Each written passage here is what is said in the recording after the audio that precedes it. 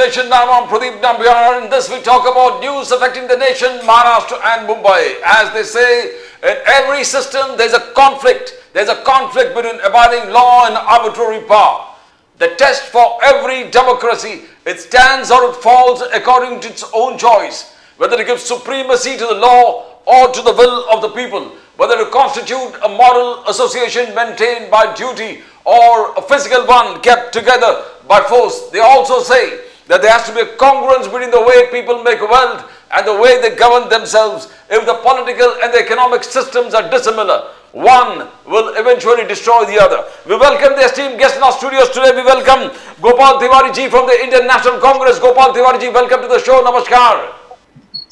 Namaskar sir, namaskar. Fantastic, Gopal ji.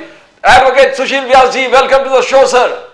Namaskar, namaskar. We'll start with Gopal Tiwari ji. Gopal Tiwari ji, the Vice President choice of the NDA.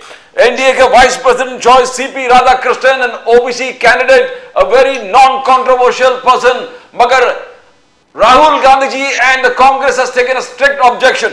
India Alliance ने strict objection दिया कि ये RSS से connected है. RSS से connected व्यक्ति है तो he cannot be the Vice President of the country. Gopal Tiwari ji, why this contempt for RSS?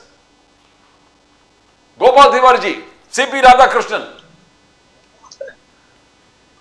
Sir, I couldn't listen properly. No, बात यह है कि CP Radhakrishnan is the choice of the NDA for the Vice President.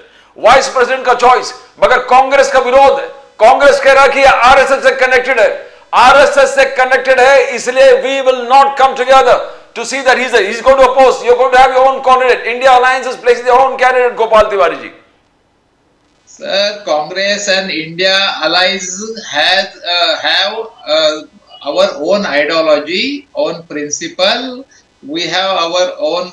There are number of member of parliament in Rajya Sabha and Lok Sabha, so we can support our candidate. No, we will declare soon. तो So, क्या why we should support him? It's not. We have our own ideology. Congress party का बहुत बड़ा योगदान है आजादी दिलाने में देश को, और जो देश के लिए कॉन्स्टिट्यूशन की रक्षा करेगा, और एक तो जो डेमोक्रेसी के हिसाब से नहीं चल, मतलब ये तो डेमोक्रेसी कहाँ है, मतलब जो जगदीश धनखड़ जी ने कहा था कि मैं भगवान की कृपा से जब तक हूं तब तक मैं सभापति रहूंगा, और JNW में कहा था कुछ समय पहले, और उनको तो अपनी मर्जी के हिसाब से हटा दिया. तो हमें ऐसा सभापति चाहिए कि जो किसी की कठपुतली बनके अपना आचरण और व्यवहार ना करे, और डेमोक्रेसी और संविधान की रक्षा करे, और संसद की गरिमा को ध्यान में रखते हुए सबको मौका दे, और ऐसे एक अच्छा उपराष्ट्रपति जो कि राज्य सभा का सभापति भी होगा, तो हम अपना कैंडिडेट डिक्लेयर करेंगे ना सर. हमें उनको सपोर्ट करने की क्या जरूरत है. व्यास जी, एडवोकेट सुशील व्यास जी, एकनाथ शिंदे जी ने अनकंडीशनल सपोर्ट दिया for the NDA choice of VP Radhakrishnan for the vice presidentship.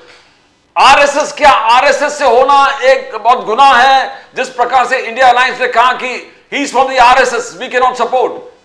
व्यास जी. हाँ, नाम्यार जी नमस्कार. नमस्कार सर, नमस्कार. सबसे पहले जो आपने प्रश्न पूछा कि मेरे नेता ने समर्थन दिया है, भाई हम सहयोगी दल है, we are part of NDA, so how you expect us that not to support the candidate being declared by NDA. He was declared a candidate after consulting every allies, so we are also allies, so there is no question of dissenting with the choice of NDA. So we definitely we are wholeheartedly supporting the candidature of our present governor of Maharashtra. And रही बात दूसरी जो आपने कहा किसी विचारधारा से अगर कोई है तो वो डिस्क्वालीफाई है, तो जो वर्तमान राज्यपाल है तो तब तो किसी ने नहीं कहा कि उस विचारधारा से आते हैं इसलिए उसको महाराष्ट्र में राज्यपाल मत बनाइए, झारखंड में मत बनाइए, तेलंगाना का एडिशनल चार्ज इनको मत दीजिए. 2 बार 99 और 98 में ये हिंदुस्तान की पार्लियामेंट में चुन करके आए इलेक्टेड, तब किसी ने नहीं कहा कि इनको डिस्क्वालीफाई है being elected as a member of parliament. So ये सब कहने के लिए है। ठीक है, जैसे गोपाल भाई ने कहा कि प्रजातंत्र में हर दल को, हर गठबंधन को अपना उम्मीदवार खड़ा करने की अपने विचारधारा के अनुसार छूट है, तो वो ठीक है, वो अपना उम्मीदवार खड़ा करें, लेकिन ये ना कहें कि हम इसलिए इनका समर्थन नहीं करें। भाई ये हमारा उम्मीदवार है, हमने सोच विचार कर इनको खड़ा किया, समर्थन देना ना देना, विरोध करना आपका काम है। प्रजातंत्र में आपको बिल्कुल अधिकार है कि आप अपना उम्मीदवार खड़ा करें, और करेंगे आप लोग तो ठीक है, मानेंगे तो ठीक है। गोपाल तिवारी जी, द बिगेस्ट, आप बोलिए बोलिए, कुछ बोल रहे थे आप, गोपाल जी बोलिए। सर ऐसा नहीं है कि जब एपीजे अब्दुल कलाम जैसे कैंडिडेट थे तो हमने, कांग्रेस ने एक मिसाल रखी थी, हमने उस समय हमने सपोर्ट किया था उनको, कैंडिडेट नहीं किया था। ऐसे भी कई उदाहरण है इतिहास में, ऐसा नहीं कि हम हर बार अपोज ही करते हैं, ऐसा नहीं है। जो यूनानिमसली अगर बोलते थे, हमें विश्वास में लेके अगर वो करते थे, जो उनका सत्ता पक्ष का ये फर्ज बनता है कि बड़प्पन दिखाए और संविधान और जो राज्यसभा की गरिमा, देश की गरिमा ध्यान में रखते हुए अगर वो बुलाते थे हमें कि चलो हम किसे बनाए, तो निश्चित तौर से हम सपोर्ट करते थे।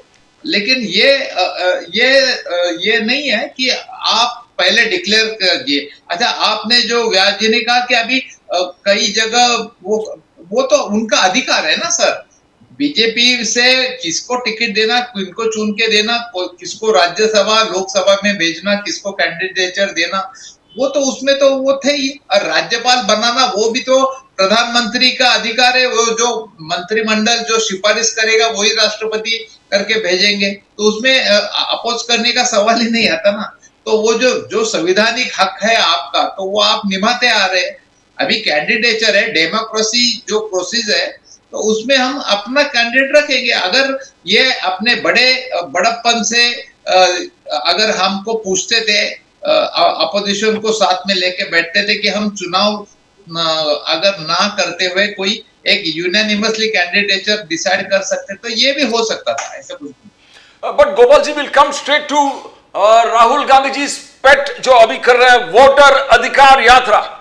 वोटर अधिकार यात्रा 1300 किलोमीटर है। No faith in the election commission. Election commission पे कोई फेथ नहीं है। सुशील व्यास जी का भी फेवरेट सब्जेक्ट है। गोपाल जी, राहुल गांधी जी इज एडमेंट, बोले वोट चोरी नहीं सहेगा ये देश, मैं ये यात्रा से सबको उजागर करूंगा। How do you see this? Is it going to happen? किस प्रकार से देखते हो यात्रा को, गोपाल तिवारी जी? सर, कल जब इलेक्शन कमीशन जो ज्ञानेश कुमार जी है, उनका जो प्रेस कॉन्फ्रेंस हुआ, तो उसमें सब कुछ एक्सपोज तो हुआ है। अगर ये लोग बोलते हैं कि हम घुसपैठियों को निकालने के लिए ये जो एसआईआर कर रहे हैं, स्पेशल इन्वेस्टिगेशन रिवीजन कर रहे हैं, तो कोई पत्रकार ने पूछा था कि भाई नेपाली और म्यांमार और बांग्लादेशी कितने आपने फाइंड आउट किए, तो कोई जवाब नहीं आया। आपने 22 लाख लोग जो मृत करके बताए, तो ये जो पहले की जो वोटर लिस्ट थी, तो इसमें भी इतना धपला था, तो फिर ये जो चुन के आए हुए जो सरकार है, जो पहले अभी पार्लियामेंट के समय जो चुनाव हुआ लोकसभा का, तो ये तो फिर उसी के ऊपर आधार पे ऊपर आ गए चुन के। तो जो वोटर्स कॉन्स्टिट्यूशन वाइज एथोराइज नहीं है, उन्हीं के बल पे आपने चुनाव कराया, तो मतलब क्या है? तो ये तो बर्खास्त करना चाहिए आपने। अगर इतनी धांधली है वोटर लिस्ट में, इतने बड़े बड़े डुप्लीकेट वोट है, तो फिर आपको पहले का जो भी चुनाव रद्द करना चाहिए। क्यों नहीं कर रहे आप? तो व्यास जी, कमिंग टू यू, आप तो इसमें बहुत नॉलेज है और बहुत इसमें आपने स्टडी भी किया है। क्या राहुल गांधी जी जो इलेक्शन कमीशन का वोट चोरी, बीजेपी और एनडीए के अलायंस के फेवर करने वाले वोट चोरी है, जो राहुल गांधी जी प्रोजेक्ट करना चाहते हैं पूरे देश के लिए, और जो वोटर अधिकार यात्रा 1300 किलोमीटर, व्यास जी क्या हासिल होगा इससे? नामयार जी, मैं देखिए लगातार आपके चैनल पे और दूसरे अन्य चैनलों पे भी इस विषय पे बोलता रहा हूं, और मैंने कहा है कि ये विषय आगे जाकर के देश के ऊपर प्रमुख विषयों के रूप में होगा, वो हुआ। आज हमने देखा वो विषय प्रमुखता के रूप में चर्चा में आ रहा है।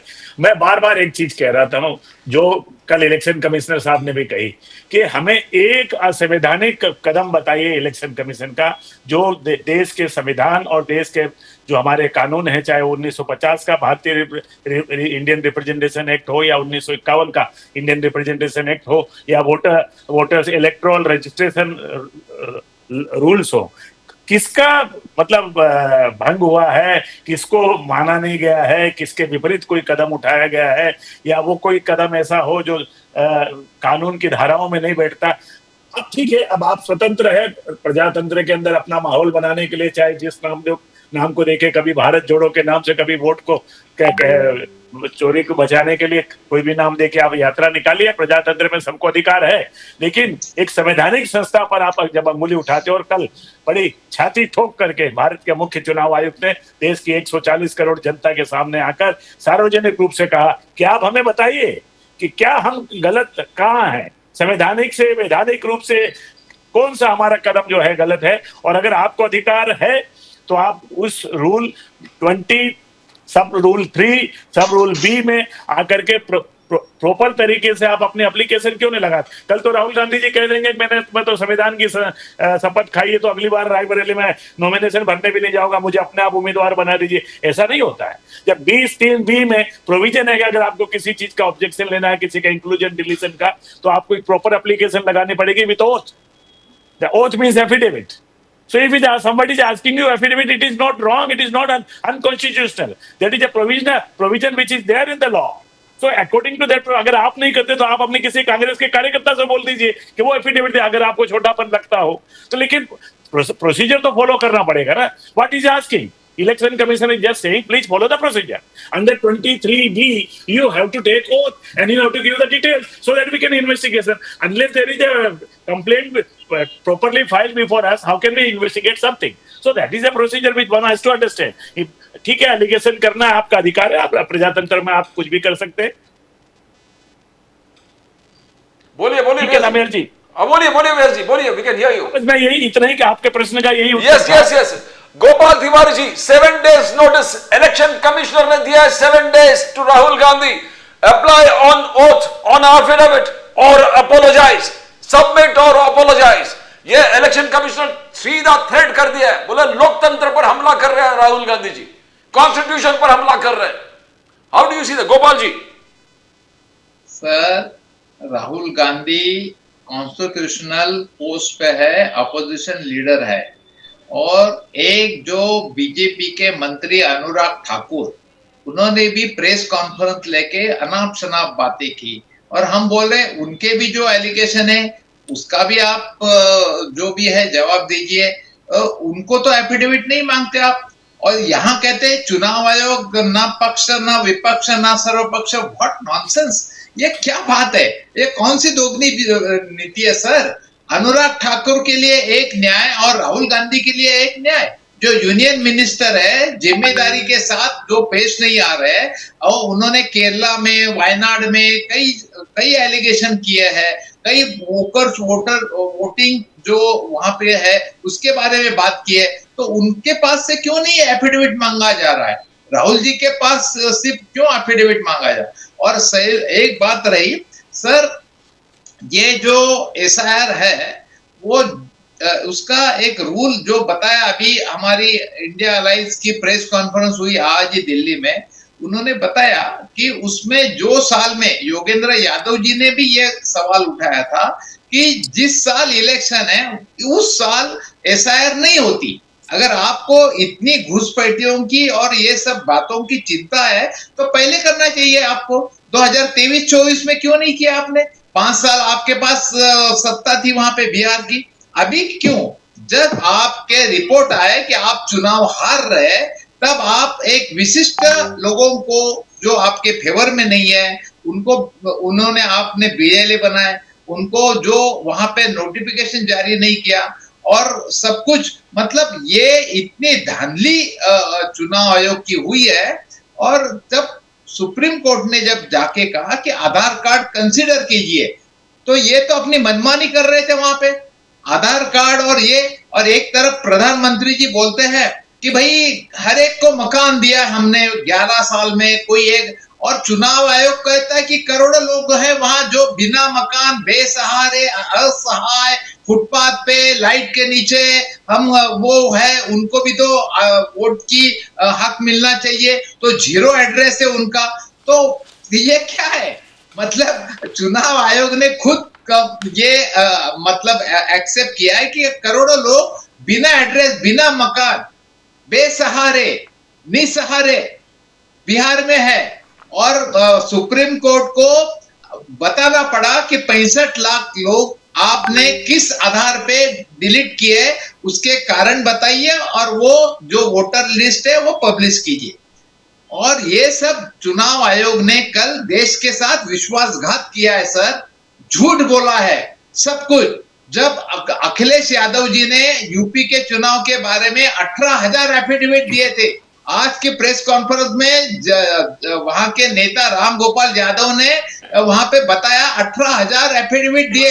एक नॉट अ सिंगल ये हुआ उसका एक ट्वीट। जो जिन्होंने एफिडेविट दिए हैं उनका कोई जवाब नहीं दिया उन्होंने।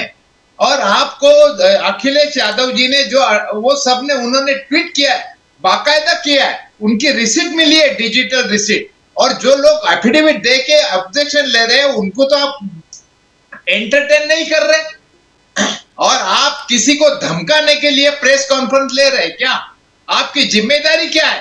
चुनाव आयोग कॉन्स्टिट्यूशन का पोस्ट है। एक जमाना था जब टीएस सेशन भी था तो उन्होंने चुनाव आयोग में काफी रिफॉर्म्स किए थे, पूरा देश उनको सैल्यूट करता था। आप किसी के बगल बच्चे नहीं हो, आप देश के संविधान जो बाबा साहेब आंबेडकर ने जो आर्टिकल 326 के मुताबिक दिया है, हर वोटर को रजिस्ट्रेशन का अधिकार मिलना चाहिए और उसकी जिम्मेदारी चुनाव आयोग की है। और आप बोलते हैं हम तो 800 लोग 900 लोग क्या कर सकते हैं, राजनीतिक पार्टियों के साथ ही हम कुछ कर सकते हैं। तो आप राजनीतिक पार्टियों के भरोसे काम कर रहे हो क्या? आपका मतलब आपकी मशीनरी खड़ी करने में, निष्पक्ष मशीनरी खड़ी करने में आप कैपेबल नहीं हो। इसका मतलब ये कौन से तरीका है सर? 65 लाख लोगों को जब आपने झूठ बोल रहे हो आप कि सीसीटीवी फुटेज आप नहीं दे पाते, तो फिर सीसीटीवी फुटेज से हमारी माता बहनों की अगर कोई इज्जत का सवाल है तो सीसीटीवी फुटेज लगाने के पहले उनकी परमिशन ली थी क्या आपने? माता बहनों की करोड़ों का खर्चा क्यों किया सीसीटीवी फुटेज लगाने का?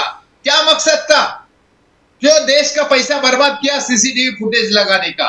जब आपके नियत में पत्थरे हैं, आपकी नियत में खोट है, तभी आपने, जब आप जो चंद्रचूड़ थे उन्होंने कहा था, पांच जजों की बेंच ने कहा था ऑन बिहाफ ऑफ जुडिशरी, हमारा एक chief justice of India will be in the selection committee of ECI, election commission of India का जो चुनाव होगा, जो सिलेक्शन होगा, उसमें जुडिशरी का एक प्रतिनिधि होगा, एक प्राइम मिनिस्टर होगा, एक अपोजिशन लीडर होगा। अगर आपके नियत में खोट है तो आपने सीजीआई को अलग क्यों किया?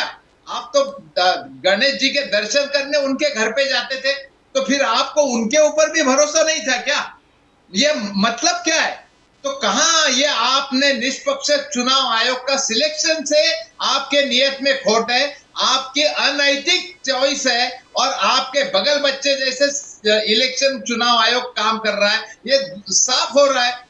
और क्या चाहिए? सबके सब सबूत तो सामने आ रहा है।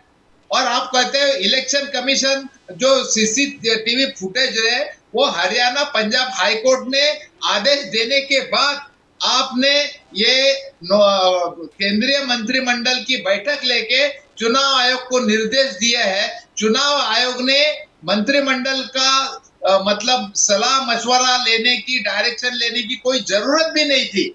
चुनाव आयोग इंडिपेंडेंट है। लेकिन आपने जो कैबिनेट मिनिस्ट्री है उन्होंने बताया कि आप ये दे नहीं सकते। तो क्यों नहीं दे सकते? इसका मतलब धांधली हुई है। अब अगर आप दे नहीं सकते, इसका मतलब क्या? जब 40 लाख वोट 5 बजे के बाद हुए हैं तो लोगों को बताना चाहिए आपने सीसीटीवी फुटेज। तो अगर आपके नियत सही है तो आप क्यों नहीं बता रहे? गोपाल तिवारी जी, चोरी छिपा रहे। चोरी नहीं तो वो क्या है? Now we welcome Shailesh Pandey ji from the Bharatiya Janata Party. Pandey ji, welcome to the show. I'll go to Vyas ji. Advocate Vyas ji, you heard Gopal Tiwari ji.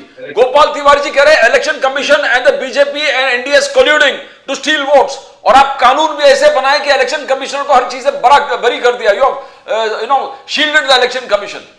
व्यास जी, नाम्बियार जी, मैं मेरे भाई गोपाल भाई के बातों को बहुत ध्यान से सुन रहा था। हाँ। और ये कुछ कानूनी बातें कर रहे थे तो मैं कानून से ही उसका जवाब देना चाहता हूं। बिल्कुल। इन्होंने आर्टिकल 326 की चर्चा की, भारतीय संविधान की। उसमें लिखा है कि भारत में वही मतदाता बन सकता है जिसकी उम्र 18 साल से ऊपर हो, नंबर 1। नंबर 2, भारत का नागरिक होना चाहिए। वो स्थानीय ordinary resident of that area होना चाहिए जहां पे वो अपने आप को रजिस्टर करवाना चाहता है इलेक्टोरल रोल। क्या इसकी जांच पड़ताल इलेक्शन कमीशन न करे? कि आप क्या कहना चाहते हो? कोई भी जाके फॉर्म 6 भर दे, उसको मान ले मतदाता, उसकी जांच न करे? भाई आखिर कांग्रेस पार्टी क्या कहना चाहती है? नंबर 1। नंबर 2, आप नवंबर 2024 में जिसका रिजल्ट आया महाराष्ट्र का, उसको आज आप चर्चा में ला रहे हो। तो भारत की संविधान की धारा 329 पार्ट 2, उसमें लिखा है कि any election you want to challenge a parliament और assembly, you have to file required election petition within under section 80 of Indian Representation Act 1951 within 45 days of declaration of result. What you are doing? अब 9 महीने बाद आकर के देश की जनता के सामने आकर के एक नाटक जैसा नाटकीयतापूर्ण तरीके से अपना व्यवहार कर रहे हो और बता रहे हो। किसने रोका था आपके उम्मीदवारों को या आपको इलेक्शन पिटीशन फाइल करने से? Why you have not filed? That's what election commission said yesterday. Not a single election petition being filed by Congress or any other defeated candidate. And now आप suddenly, भाई भारत का कानून कहता है आपको 45 दिन में इलेक्शन पिटीशन फाइल करके इलेक्शन चैलेंज करना है। What prevented you? Narendra Modi prevented you from filing election petition? What are you talking? And then you are using, I'm sorry, you are a very senior person, you are using word like nonsense for election commission. ये शोभा नहीं देता भारत की एक ऐतिहासिक party के प्रवक्ता के मुंह से। इसलिए कृपा करके इस तरह के शब्दों को कम से कम हम लोग आपस में डिबेट करें, उस समय जरा अवॉइड करें तो अच्छा रहेगा। Gopal ji, before I come to you, I want to go to Shailesh Pandey ji. Pandey ji मैं एक बात बताना चाहता हूँ। 10 सेकंड में खत्म कीजिए, बिकॉज पांडे जी बोले नहीं बहुत दिन से, देर से। नहीं, इनको बताना चाहता हूँ। हमारे एक्स सीएम ने, पृथ्वीराज चौहान जी ने बताया महाराष्ट्र के हाईकोर्ट में, ये मुंबई हाईकोर्ट में किन्होंने एप्लीकेशन और रिट पिटीशन फाइल किया है। ये सब किया है, हमने एफिडेविट भी दिया है और उसके ऊपर जांच हो रही है। और उसी के कारण सुप्रीम कोर्ट के और पंजाब हरियाणा हाई कोर्ट के डायरेक्शन आए। ओके, पांडे जी, शैलेश पांडे जी, भारतीय जनता पार्टी वोटर अधिकार यात्रा 1300 किलोमीटर, राहुल गांधी जी वोट चोरी को एक्सपोज करेंगे। राहुल गांधी जी, बीजेपी और इलेक्शन कमीशन एक साथ मिलकर वोट चोरी कर रहा है। पांडे जी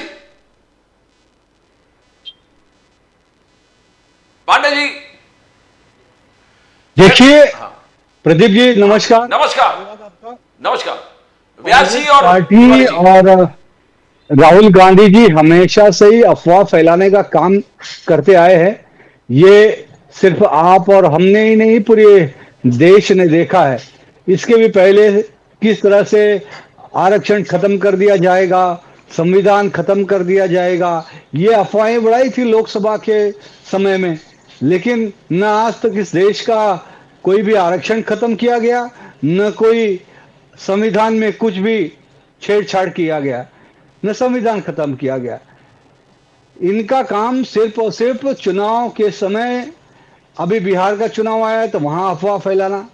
जबकि मुझे ये बताइए, जो भी सारी बातें आरोप प्रत्यारोप हुई, देश का जो चुनाव आयोग है, आपको देश के जो संवैधानिक संस्थाएं हैं उन पर तो विश्वास होना ही चाहिए।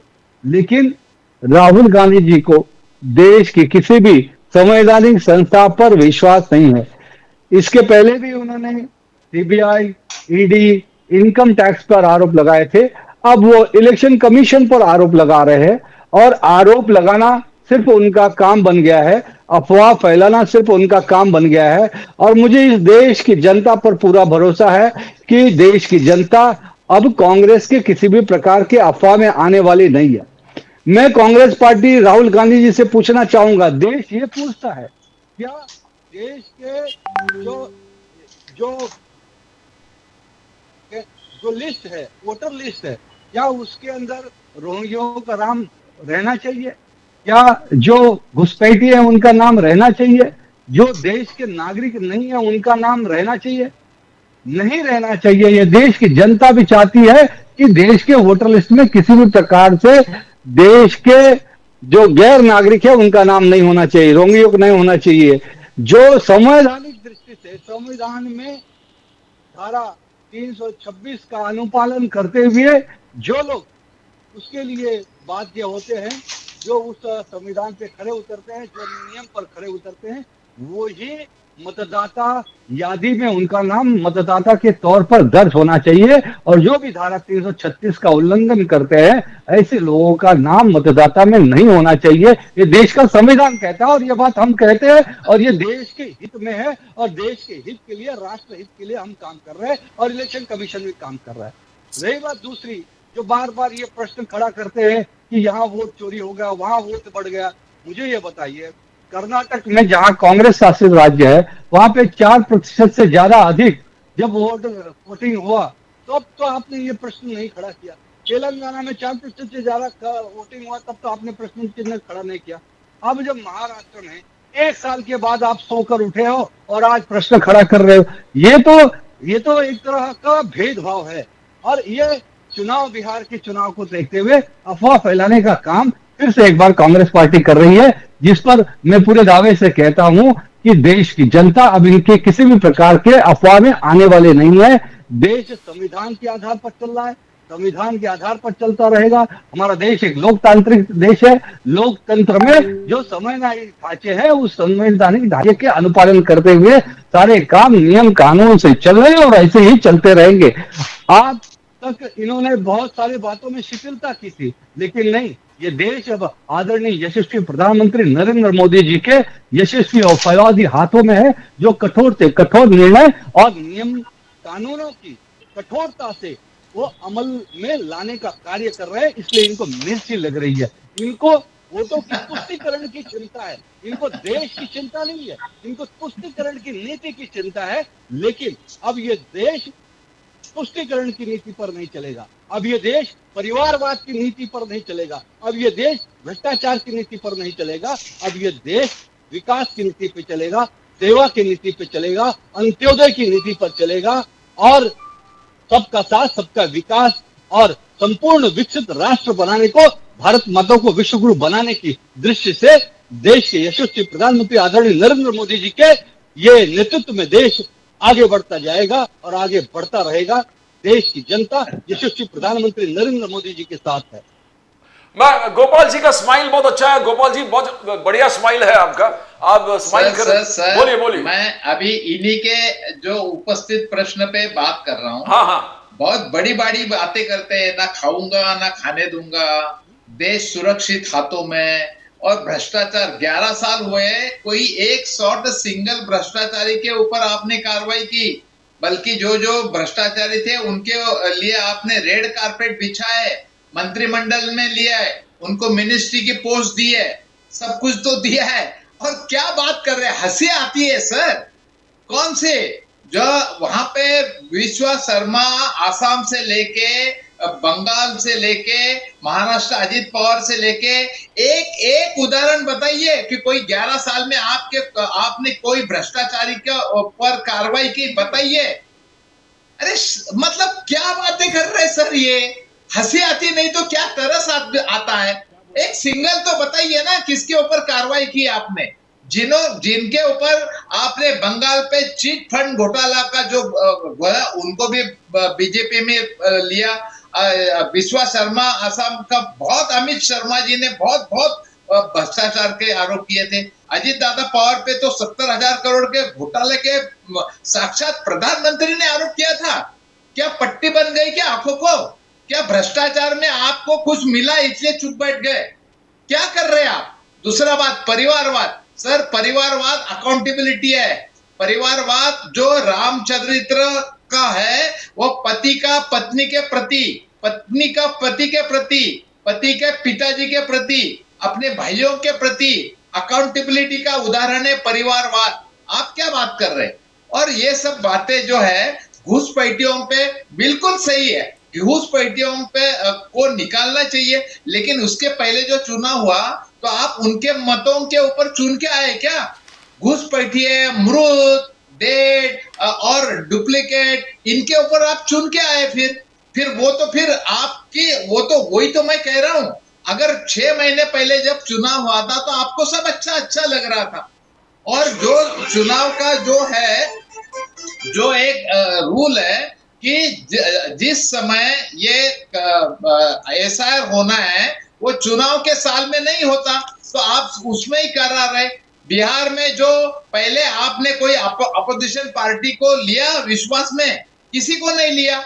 आपने जो वहां के यूपी के जो 18,000 एफिडेविट का ऑब्जेक्शन लिया था उसका क्या हुआ? ये तो सब कुछ है आपका, तो ताकि ये सब कुछ सवाल नहीं दे पाए हैं। इलेक्शन कमीशन कल भी बोले थे कि एक सिंपल सा सवाल कि भाई आपको कितने बिहारी, कितने बांग्लादेशी, कितने म्यांमार और कितने नेपाल के लोग मिले, एक सिंगल उसका जवाब नहीं दे पाए।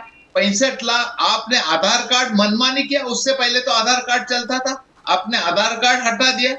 मतलब कौन सा ये तरीका है एसआईआर करने का? और जो वोटर अधिकार का जो रैली निकल रहे हैं वो मतदान, ये लोकतंत्र का बेस है, डॉक्टर बाबा साहेब आम्बेडकर जी ने कहा था। और 18 साल के ऊपर आपने कितने वोट दिए, ये कल एक सवाल था। आप बोलते हो 18 साल का होने के बाद उसके वोटर लिस्ट में उसका नाम आना चाहिए, तो एक सिंपल सा सवाल कल प्रेस कॉन्फ्रेंस में लिया था।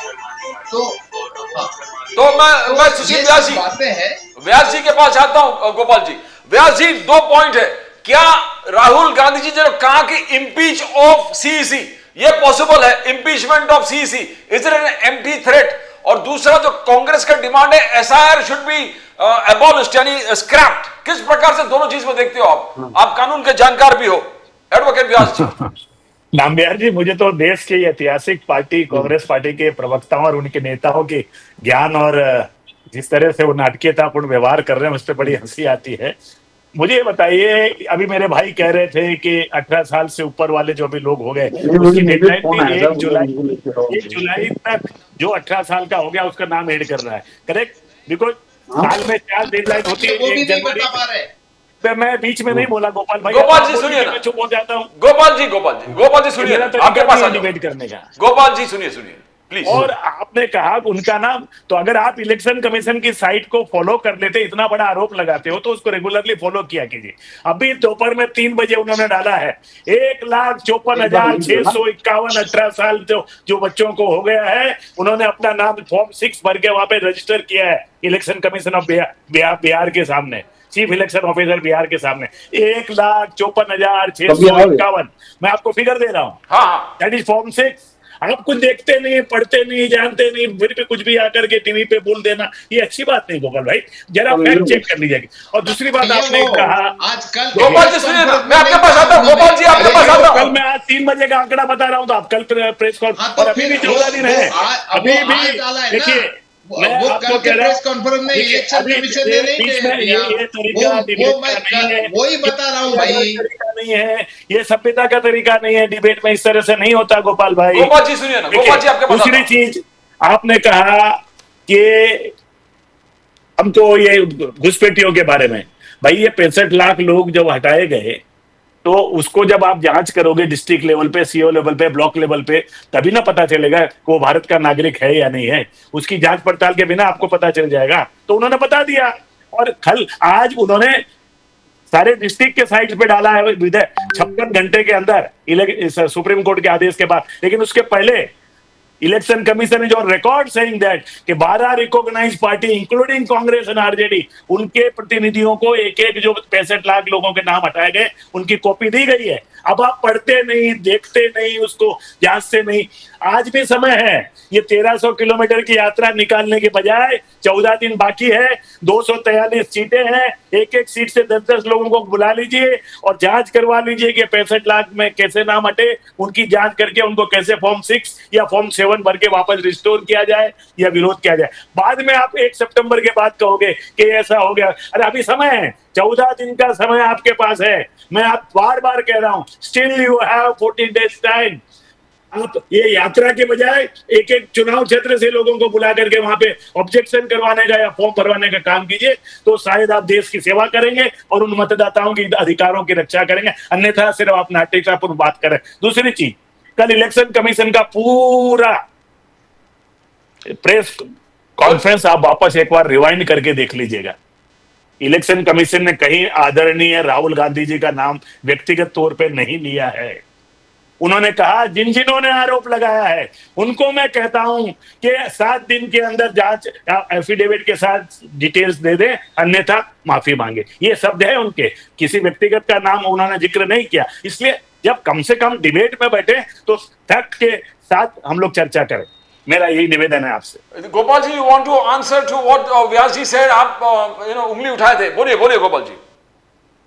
नहीं, देखो, हम यही कह रहे हैं कि हम बिल्कुल कि हमने जो हमारे पार्टी की तरफ से जो यूपी में 18,000 एफिडेविट दिए थे सर, 18,000, क्या इलेक्शन कमीशन ऑफ इंडिया की उसकी जिम्मेदारी नहीं? उन्होंने कुछ भी क्लैरिफाई नहीं किया, नॉट अ सिंगल एंटरटेन किया, किसी को भी जवाब नहीं दिया सर।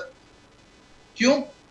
अगर अच्छा ये हमने बोला, जब हम सुप्रीम कोर्ट में गए, जाना पड़ा, तब आधार कार्ड को मंजूरी दी कि आधार कार्ड आप कंसीडर कर सकते हैं, और 65 लाख। अच्छा, आप बोलते थे कि मशीन रीडेबल जो लिस्ट हम चाहते थे, आप बोलते हैं 45 दिन में ऑब्जेक्शन लीजिए और उसके पहले 30 दिन में जो आपको वोटर्स देना है, जो भी फाइंड आउट करना है, तो आप उसकी एक्चुअली जो हार्ड कॉपी बताते हैं वो 15 फुट 20 फुट बड़े बड़े गट्ठे, वहां से कोई करेगा क्या सर?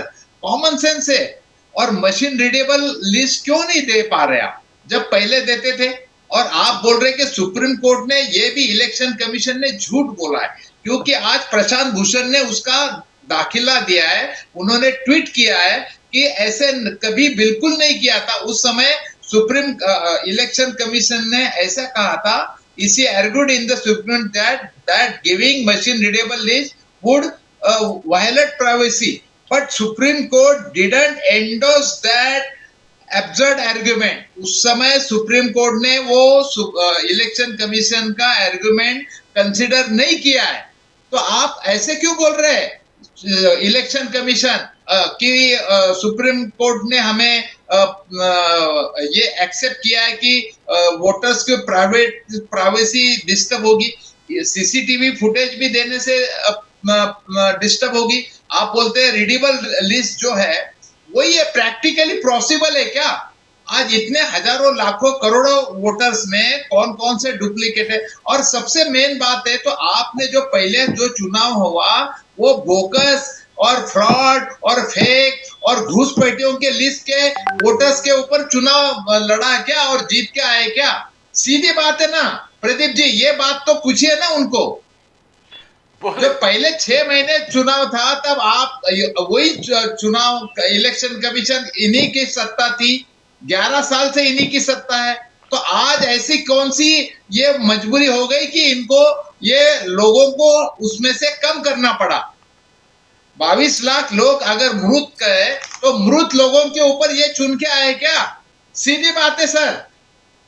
सर मुझे एक जगह जाना है, दूसरे व्यास जी, व्हाट डू यू थिंक? व्यास जी इसका रिप्लाई करके देन विल, व्यास जी क्या कैसे देखते हो आप? चले मुंह सर प्रदीप जी। हाँ बोले नाम्बियार जी। हाँ हाँ बोले कोई मृत्यु ने वोट डाला नहीं डाला, इसका तो आंकड़ा इलेक्शन कमीशन ही दे सकता है। हाँ। और वो मृत व्यक्ति का नाम मत हटाइए। ये कांग्रेस अगर विरोध कर रही है तो भगवान मालिक है उनके लिए, वो कैसे देश की सत्ता उनके हाथ में सौंपी जाए। जो कहते हैं कि 22 लाख अगर व्यक्ति मृत भी है तो उनको वोटिंग लिस्ट से मत हटाइए। ये जिद अगर बच्चे बालपने की जिद है तो उसका जवाब तो कम से कम मेरे जैसा व्यक्ति तो नहीं दे सकता। अरे आज हम कह रहे हैं वो 65 लाख लोगों का नाम इन्होंने आपको दे दिया with reason, why they are removed from the draft roll, तो आप उसका पता लगाइए ना। Still you have 14 days with you. Why don't you go to 243 different constituency and file your objection or application for including your name under form 6 and objecting under form 7? See, constitutional provision आप comply नहीं करेंगे, खाली आकर के एक जनता को गुमराह करने की बात करेंगे तो उसका जवाब नहीं दिया जा सकता। लेकिन कल इलेक्शन कमीशन जो बार बार ये लोग कह रहे हैं 45 डेज वो बाद में नहीं देंगे, भाई आखिर election commission is observing the rules and regulation which are passed by parliament of this country. Is anybody's case that के कल ज्ञानेश कुमार जी ने अपना कोई कानून बना लिया है, अपना कोई रूल्स बना लिया है, उस पे वो चला रहे हैं। What Gyanesh Kumar ji was saying yesterday and what he is following, whether it is not been passed by the parliament of this country, then the things are okay. Otherwise, what we are discussing? He is just following what the rules and regulations passed by parliament of this country. तो आप उनको blame क्यों कर रहे हो? ये उसका तरीका है। जब तक भारत के संविधान में भारत का संसद इसको कानून को नहीं बदलता तब तक उसी कानून में जिसको बना हुआ है उसको इलेक्शन कमीशन को फॉलो करना पड़ेगा। वो फॉलो कर रहे हैं। हम बड़ी विनम्रता से पूछते हैं कि भारत के संसद द्वारा पारित कौन सा कानून है, कौन सी धारा है, कौन सा प्रोविजन है जो इलेक्शन कमीशन फॉलो नहीं कर रही है? Please tell us which they are not telling us. Vyas ji, among all these things, लाडकी बहन was bought by Eknath Shinde जी। एक जबरदस्त स्कीम था, पूरे महाराष्ट्र और पूरे देश में एक रेवोल्यूशन था। अब जो एकनाथ शिंदे जी प्रपोज किया कि Ladki Soon, Ladki daughter in law, that's again going to be a landmark kind of a scheme, because आज जिस प्रकार से डोमेस्टिक वायलेंस हमने देखा leading to deaths, now it's a wonderful scheme. How do you see that? एक जबरदस्त आइडियोलॉजी, जबरदस्त thought, how do you see that Vyas ji? देखिए, सामाजिक सुरक्षा के हिसाब से और जिस कारण को लेकर के आपने कहा कि आज दुर्भाग्य से हमारे देश के अंदर सामाजिक रूप से कुरीति आई है, ये कि आप देख रहे हैं कि जगह जगह पर, चाहे वो प्रांत हो, कोई भी प्रांत हो, कोई भी इलाका हो, ये डोमेस्टिक वायलेंस हो या जो इन लॉज के द्वारा जो हैरेसमेंट किया जा रहा है अपनी बहुओं को, बेटे के बहुओं को हो या जो भी अपने घर की बहुओं के साथ जो होता है, तो क्या कानून जो है, वर्तमान कानून सक्षम है? लेकिन हम एक सामाजिक तौर से भी जनता को एक सजग बनाना चाहते हैं, तैयार करना चाहते हैं कि भाई आप अपना सोशल सिक्योरिटी के हिसाब से भी एक टीम वर्क बनाइए जिसके आधार पर लोगों को एक फियर साइकोसिस दिमाग में हो इस तरह से लोगों को कि भाई वो अगर कोई इस तरह का कदम उठाते तो उनको मालूम है कि इन लाडकी बहुओं का भी कोई संभालने वाला प्रोटेक्टर पीछे बैठा है। लाइक अर्जुन ने द्रौपदी के चीर को बचाया तो इनके पीछे कृष्ण ने बचाया, तो इनके पीछे भी कोई कृष्ण है एकनाथ राव शिंदे के रूप में। इसलिए वो डर जाए कि अगर इनके साथ अत्याचार और अन्याय किया तो एकनाथ राव शिंदे बैठा है कृष्ण के रूप में, इनका चीर हरण नहीं होने देगा। ये है लाडकी सून व्यवस्था। वो हमारा एक सपना है, हम कोशिश करेंगे अन्य दलों के सहयोग के साथ इसको हम लागू करें। देयर इज ऑल्सो, जिस प्रकार से एकनाथ शिंदे जी को टारगेट किया जा रहा है, रोहित पवार जी ने कहा कि 5,000 करोड़ का लैंड स्कैम है। सिडको शिंदे, जब शिंदे साहब सीएम थे तब ये बहुत बड़ा लैंड स्कैम हो गया था। गणेश नाइक का एक बहुत बड़ा समस्या है, बोले कि पॉलिटिकल लॉटरी था और जिस प्रकार से will he be able to maintain that sanctity that lottery के हिसाब से। तो किस प्रकार से आप देखते हो, तो तरह तरह से एलिगेशंस लग रहे हैं एकनाथ शिंदे जी पर। वन ही एलिगेशन को अगर आप एप्लीकेशन में परिवर्तित कर दो तो मैं उसका जवाब दे दूंगा। एलिगेशन लगा के भाग जाना तो विपक्षियों का आदत हो गई आजकल के दौर।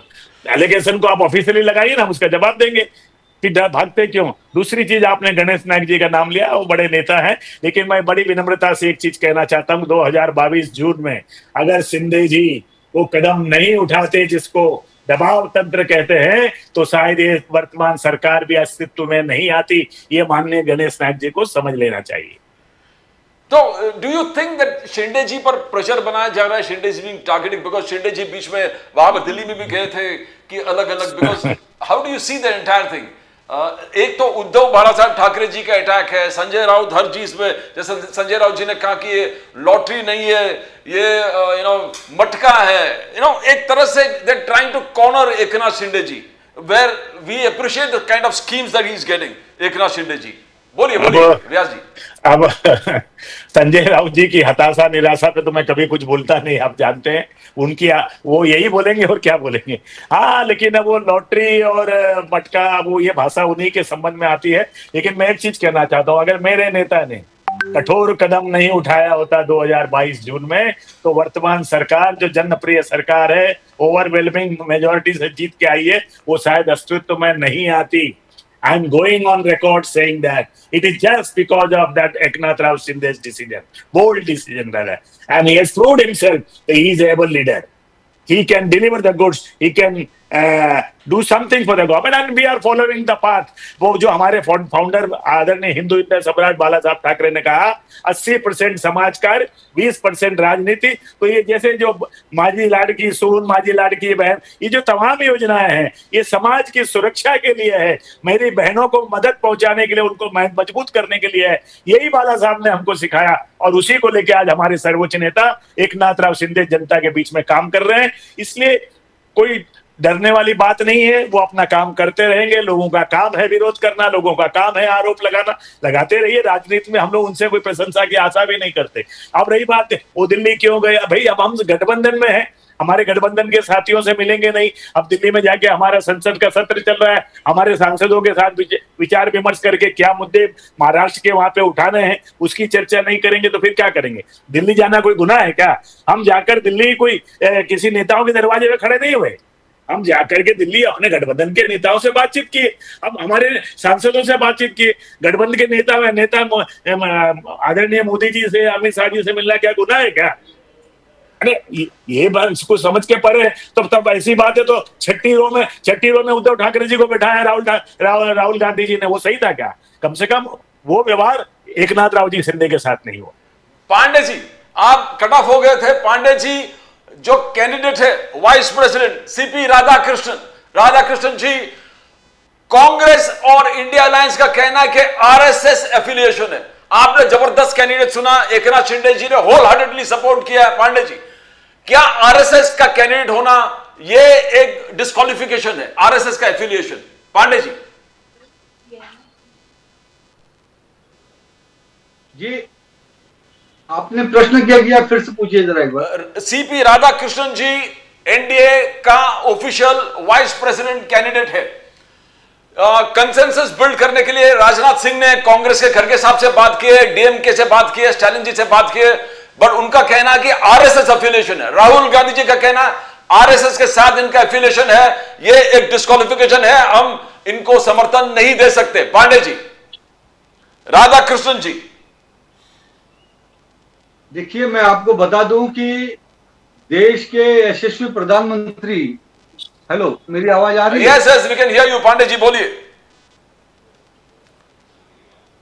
Pandey ji, we got out of the Vyas ji, I just wanted to talk about the Independence Day speech of Prime Minister Modi जी ने जिस प्रकार से कहा कि एक्सपेक्ट बोनस, दिवाली बोनस मैं जीएसटी में देने वाला हूं, जेन नेक्स्ट जीएसटी जिस प्रकार से वो इनकॉर्पोरेट करने वाले, उन्होंने कहा कि विकसित भारत युवा रोजगार के बारे में बात कर दी है, उन्होंने स्वदेशी अपनाने के लिए कहा। तो how do you decipher the entire speech of Prime Minister Modi? व्यास जी, देखिए, प्रधानमंत्री जी ने लाल किले की प्राचीर से वही कहा जो वो कहते आ रहे हैं, वही कहा जो उन्होंने घोषणा पत्र के माध्यम से कहा, वही कहा जिसके लिए 11 साल से काम कर रहे हैं। रोजगार बढ़ाने की किस तरह से विभिन्न तरीकों से कोशिश की जाए, किस तरह से जीएसटी के बारे में व्यापारी वर्ग के अंदर कहीं न कहीं असंतोष रहता है अलग अलग रेट्स को लेके, तो वो उन्होंने क्वालिफाई करके कहा कि हम 2 ही रेट पे उसको ले आएंगे। तो ये तमाम जो सुधारात्मक कदम है उनकी चर्चा उन्होंने की, और we wish to do that and definitely in coming days we will see that कि ये सारी चीजें हमारे सामने क्रियान्वित होगी। तो प्रधानमंत्री जी ने एक रोड मैप रखा कि हम विकसित भारत जो हो रहा है, आज हम हमारी विश्व की चौथी सबसे आर्थिक व्यवस्था है मजबूत, हम बहुत जल्दी इसको तीसरे नंबर पे ले जाने जा रहे हैं। हमारा सपना है और प्रयत्न है, और हम देखेंगे जिस तरह से हम चौथे नंबर पे पहुंचे, तीसरे पे भी पहुंचेंगे, भगवान करे एक दिन पहले नंबर पे भी पहुंचेंगे, और जो सोने की चिड़िया हुआ करती थी भारत देश, वो भविष्य में फिर होगा। तो प्रधानमंत्री जी ने उन्हीं सारी चीजों को जिक्र वहां पे किया लाल किले के प्राचीर से, और वो होने भी चाहिए। पांडे जी, आरएसएस का प्रशंसा जो प्राइम मिनिस्टर लाल किले से कहा कि RSS is the biggest NGO, the contribution of RSS हम भुला नहीं सकते, बैकबोन है। और आरएसएस का जो तारीफ किए वो कांग्रेस ने कहा कि नहीं, ये नहीं होना चाहिए था। अब लाल किले से आरएसएस का आप इस प्रकार से तारीफ नहीं कर सकते। पांडे जी, इस वक्त की जो कांग्रेस है वो पहले ऐसी कांग्रेस नहीं है। राहुल गांधी जो आज नेतृत्व कर रहे हैं कांग्रेस पार्टी का, उनको सबसे पहले अपने जो नाना है पंडित जवाहरलाल नेहरू जी, पूर्व प्रधानमंत्री, और आदरणीय इंदिरा गांधी जी, पूर्व प्रधानमंत्री, उनसे उन्होंने जो राष्ट्रीय स्वयंसेवक संघ के बारे में काम कहा है और समय समय पर साथ में लिया है, पूर्व प्रधानमंत्री कांग्रेस पार्टी के लाल बहादुर शास्त्री जी ने, वो भी सीख लेनी चाहिए। एक समय था जब राष्ट्रीय स्वयंसेवक संघ देश के अंदर कोई भी आपातकाल आए, देश के अंदर कोई भी नेशनल क्लैमिटीज आए, तो हमेशा राष्ट्रीय स्वयंसेवक संघ का सहायता हर सरकार ने लिया हुआ है। यहां तक कि जवाहरलाल नेहरू जी ने चाइना से जो हमारी हिंदुस्तान की लड़ाई हुई थी, उसके बाद दिल्ली के जो गणतंत्र दिवस परेड के अंदर राष्ट्रीय स्वयंसेवक संघ को भी परेड में सम्मिलित किया हुआ था। और उसके साथ ही महात्मा गांधी जी तो वर्धा में जाके राष्ट्रीय स्वयंसेवक संघ के कार्यक्रम में भी सम्मिलित हुए थे, लाल बहादुर शास्त्री जी भी, और कांग्रेस पार्टी के सबसे बड़े नेता और पूर्व राष्ट्रपति जी प्रणब मुखर्जी जी भी राष्ट्रीय स्वयंसेवक संघ के जो सबसे बड़ा सम्मेलन होता है, तृतीय वर्ष शिक्षक दीक्षांत समारोह, नागपुर के संघ के मुख्यालय में जाकर वहां पर उन्होंने राष्ट्रीय स्वयंसेवक संघ की बहुत अच्छे शब्दों में राष्ट्रीय स्वयंसेवक संघ के सेवा कार्य की प्रशंसा की थी। ऐसे अनेक उदाहरण मैं आपको आपके न्यूज चैनल के माध्यम से देश की जनता को और कांग्रेस पार्टी को और राहुल गांधी जी को दे सकता हूं। मुझे ऐसा लगता है कि जब से राहुल गांधी के हाथ में नेतृत्व आया है, इन्होंने देश की सेवा करने वाले, समाज सेवा करने वाले, और समाज सेवा में दुनिया की आज सबसे बड़ी जो संगठन हुई, आज उसको भी वो मानने को तैयार नहीं है। लेकिन राष्ट्रीय स्वयंसेवक संघ का क्या महत्व है, वो लाल किले से देश के यशस्वी प्रधानमंत्री आदरणीय नरेंद्र मोदी जी ने जमकर तारीफ करके ये सारी बातें बताई। और राष्ट्रीय स्वयंसेवक संघ का जो सेवा कार्य है वो जग जाहिर है। आज राष्ट्रीय स्वयंसेवक संघ की संगठनाएं हर क्षेत्रों में काम कर रही है। वो विद्यार्थी क्षेत्र में अखिल भारतीय विद्यार्थी परिषद के रूप में काम कर रही है, आदिवासियों के लिए वनवासी आश्रम कल्याण आश्रम के रूप में काम कर रही है पूरे देश में, सेवा भारती के रूप में वो सभी शोषित, पीड़ित, वंचित, गरीब सभी वर्ग के लोगों के लिए काम कर रही है। आज मजदूरों के लिए भारतीय मजदूर संघ काम कर रहा है और राजनीति के क्षेत्र में भारतीय जनता पार्टी काम कर रहा है। ऐसे लगभग 150 से ज्यादा अनुवांशिक संस्थाएं राष्ट्रीय स्वयंसेवक संघ की सेवा कार्य में काम कर रही हैं। फिर वो संस्कृति के क्षेत्र में, धर्म के क्षेत्र में, संस्कार के क्षेत्र में, इतिहास के क्षेत्र में, पर्यावरण के क्षेत्र में, राष्ट्रीय एकात्मता के क्षेत्र में, राष्ट्रीय एकता के क्षेत्र में, समाज सेवा के क्षेत्र में, और भारत माता को परम वैभव तक ले जाने के लिए ये सारी संगठनाएं सेवा कार्य कर रही हैं। और परम वैभवम नेतुमेत स्वराष्ट्रम समर्था भवता शिशाग्रे वितम का जय घोष करते हुए लोगों में संस्कार, संस्कृति, इतिहास, विरासत, वैभवशाली भारत का प्राचीन इतिहास को याद दिलाते हुए भारत को विरासत के साथ विकसित राष्ट्र बनाने की, जन जन की सेवा करने की, अंत्योदय देश के अंतिम व्यक्ति की सेवा का संकल्प ये राष्ट्रीय स्वयंसेवक संघ ने विचार जो दिया है, विराट विचार, वो भारतीय जनता पार्टी भी उसी रास्ते पर काम कर रही है। तो भारतीय जनता पार्टी राष्ट्रीय स्वयंसेवक संघ के जो हिंदू राष्ट्रवाद विचारधारा है, उस विचारधारा को आत्मसात करती है, उसकी सराहना करती है, उनके बताए हुए रास्ते पर काम कर रही है। और मुझे ऐसा लगता है कि जो भी सेवा कार्य, जो भी विकास कार्य आज भारतीय जनता पार्टी के माध्यम से पूरे देश और दुनिया में हो रहा है, उसमें कहीं न कहीं राष्ट्रीय स्वयंसेवक संघ के विचार, उनकी छाप, अमिट छाप है। और इससे हम कभी परहेज करते नहीं, करेंगे नहीं, क्योंकि वो हमारी एक गुरु संस्था के रूप में है।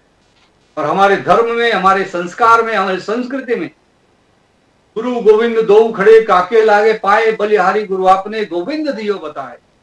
गुरु ब्रह्मा गुरु विष्णु गुरुदेव महेश्वर गुरु साक्षात पर ब्रह्मा तस्मै श्री गुरुवे नमः। इस संस्कृति का पालन करने वाले हम लोग हैं। तो देश के हित में राष्ट्र प्रथम, राष्ट्र सर्वोपरि, राष्ट्र से बढ़कर कुछ भी नहीं।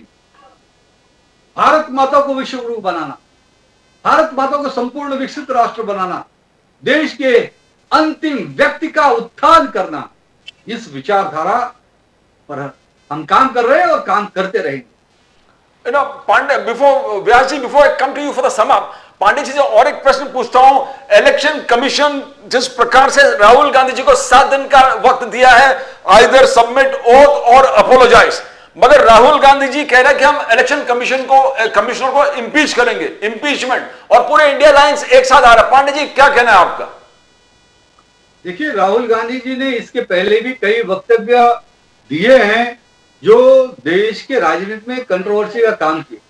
उन्होंने हमेशा स्वतंत्र वीर सावरकर जी पर टिप्पणी की, उन्होंने संविधान खतरे में है ऐसी बात फैलाई, अफवाह फैलाई, आरक्षण खत्म करेंगी भारतीय जनता पार्टी ऐसा अफवाह फैलाई, और भी अनेक कई केसेस हाई कोर्ट और अन्य सेशन कोर्ट के माध्यम से उन्होंने कई जगह माफी मांगी है, कई जगह उन्होंने गलत वक्तव्य किया है। और इस बार जो इलेक्शन कमीशन का रुख है वो सही बात है, क्योंकि आप कोई भी बात कहते हैं तो उसमें तथ्य होना चाहिए, सत्य होना चाहिए, संविधान आधारित होना चाहिए, और संविधान से परे कोई भी नहीं। आप संविधान के बाहर जाकर कोई भी बात नहीं कर सकते, संविधान के दायरे में ही आपको बात करनी चाहिए। आप कोई भी बात करते हैं तो, और वो भी देश के एक संवैधानिक बॉडी के खिलाफ बात करते हैं, आप किसी पर भी आरोप लगा देते हैं। तो ये मुझे ऐसा लगता है कि स्वस्थ लोकतंत्र के लिए ये बात सही नहीं है। और अब इस बात के लिए इलेक्शन कमीशन ने जो भूमिका कठोरता से रखी है, मैं उसकी सराहना करता हूँ, उस भूमिका को वाजिब मानता हूँ, और राहुल गांधी ने इस विषय पर माफी मांगनी चाहिए। फाइनल वर्ड फ्रॉम यू व्यास जी, किस प्रकार से इस कॉन्फ्रंटेशन को देखते हो? इलेक्शन कमीशन ने वार्न किया 7 डेज टाइम, राहुल गांधी जी कह रहे मैं इंपीच करूंगा, India alliance with Rahul Gandhi, किस प्रकार से ये कॉन्फ्रंटेशन किस लेवल पे जाएगा? व्यास जी। नाम्बियार जी, इलेक्शन कमीशन, जैसे मैंने पहले भी कहा, ने किसी का नाम नहीं लिया। इलेक्शन कमीशन ने कहा जो आरोप लगा रहे हैं उन लोगों को 7 दिन के अंदर या तो सत्यता 23B के अंतर्गत एप्लीकेशन लगा के साथ पूरी डिटेल रखनी चाहिए, नहीं तो माफी मांगनी चाहिए। उन्होंने किसी व्यक्ति विशेष का नाम नहीं लिया, नंबर 1।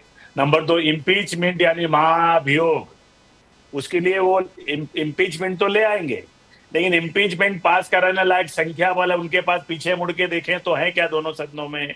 तो ये खाली एक चर्चा करने के लिए, देश का कीमती समय खराब करने के लिए कोई कदम उठाना चाहे, ठीक है, लेकिन वो खुद भी जानते हैं कि उनके आत्मा जानती है कि कोई भी गलत कार्य इस समय इलेक्शन कमीशन SIR के माध्यम से या दूसरी जगह नहीं कर रही है। जिस महादेवपुरा की विधानसभा सीट की वो बात कर रहे हैं, कर्नाटक की, जिसका वो उन्होंने एक मॉडल बनाया है, मैं कहना चाहता हूँ नाम्बियार जी, लोकसभा का चुनाव हुआ तो वहां पे किसकी सरकार थी कर्नाटक में 2024 में? वो तो वहां के CEO जो चीफ इलेक्टोरल ऑफिसर कर्नाटका किसने अपॉइंट किया था? वहां महादेवपुरा का ERO कौन था? क्या वो कर्नाटका गवर्नमेंट के अधिक काम करने वाले का? तो किसकी मतलब ये जो कह रहे हैं ये समझते हम जो बोल दिए वो ब्रह्म वाक्य, इसमें कोई विचार नहीं होगा भाई, उस पर भी एनालिसिस होगा, पोस्टमार्टम होगा, तो कृपया जवाब दे दीजिए। क्योंकि आपके जब राजन्ना मिनिस्टर ने बोला कर्नाटका कि राहुल जी ये तो कुछ गलत हो रहा है, तो आपने उसको मंत्री पद से हटा दिया तुरंत। वो बेचारे का क्या गुनाह था? वो तो यही कह रहा था कि राहुल जी अपने ही राज्य में चुनाव हुआ है, अपने ही राज्य में वोटिंग लिस्ट समराइज हुई है, तो उसने क्या गलत कहा? तो ये जो सारी चीजें हैं जो इसकी चर्चा देश को भी करनी चाहिए, और इसलिए जो बातें तथ्यहीन है जैसे पांडे जी ने कहा उसमें हम लोग क्या बहस करें, तथ्य सामने लाइए, उसका मुकाबला करेंगे। इसलिए ठीक है, महाभियोग वगैरह कहने के लिए अच्छा लगता है, उसको ला करके पास करवा रहा, उनकी संख्या बल नहीं है। I am going on record saying that. Pandey ji, final word, Bihar में क्या होगा? What's going to happen? क्या ये पूरा साजिश जो हो रहा है बिहार इलेक्शन का नतीजा किस प्रकार से देखते हो आप? देखिए, बिहार के चुनाव में भारतीय जनता पार्टी, जनता दल यूनाइटेड और एनडीए एक बार फिर से वहां पर देश के यशस्वी प्रधानमंत्री आदरणीय नरेंद्र मोदी जी के नेतृत्व में फिर से बिहार की जनता एनडीए की सरकार बनाने जा रही है। जिस प्रकार से नीतीश कुमार जी ने, भारतीय जनता पार्टी ने, एनडीए ने बिहार में काम किया है, आज जो वहां पर जंगल राज था लालू यादव जी का, उसको खत्म करके जिस प्रकार से वहां पर एक सुशासन लाया है बिहार में, और बिहार को भी एक प्रकार से विकसित राज्य बनाने की ओर वो कठोर मेहनत किया गया पिछले वर्षों में। इसके कारण और अनेक इसके कारण हैं। एक बार बिहार की जनता फिर से बिहार में एनडीए की सरकार लाएगी। देश के यशस्वी प्रधानमंत्री नरेंद्र मोदी जी के नेतृत्व में फिर से वहां डबल इंजन की सरकार बिहार को अत्यधिक विकसित राज्य बनाने की ओर कूच करेगी, ऐसा मुझे पूरा विश्वास है। Thank you so much. We come to the end of the program. Thank you, Advocate Sushil Vyas ji. Thank you so much. Thank you, Shailesh Pandey ji. Thank you so much for being on the show. धन्यवाद प्रदीप जी, नमस्कार। भारत माता की वंदे मातरम, जय श्री राम, हर हर महादेव। हर हर महादेव। जय भवानी, जय शिवाजी। जय भवानी, जय शिवाजी। जय शिवाजी, छत्रपति शिवाजी महाराज की जय। जय भारत माता की जय। Yes. We always end with the preamble to the Constitution, which says, "We, the people, hereby resolve to constitute India into a sovereign, socialist, secular, democratic republic, and to secure to all its citizens justice, equality, liberty, and fraternity." Justice, that is social, economic, and political. Equality is equality before the law and equal protection of rights. When we come to liberty, we talk about freedom of speech, expression, faith, worship, and belief, and the right to life, liberty, and pursuit of happiness of every citizen of the nation. When we talk about fraternity, we talk about eternal brotherhood, believing the territorial and political integrity of the nation. And as we always believe, whichever political parties or the leaders come to power, it is a fundamental duty of all of them to see that they come together to preserve and protect the foundations of our Constitution. Because if the Constitution survives, first, we need to ask our viewers to subscribe to the channel, subscribe to Nation Now, click on the subscription button that you see out there, to click on, to subscribe to the fastest growing channel of the nation, to subscribe to the fastest growing channel of the nation. And as we said, it is a fundamental duty of all political parties and their political leaders that they come together to come and preserve and protect the foundations and pillars of the Constitution. Because if the pillars of the Constitution are safe and secure, the Constitution survives, the Republic survives, and the people of the Republic survive. That's all from Pradeep Dambiar. Nation Now will come again tomorrow with more news from the center, Maharashtra and Mumbai. Till then, it's bye for now.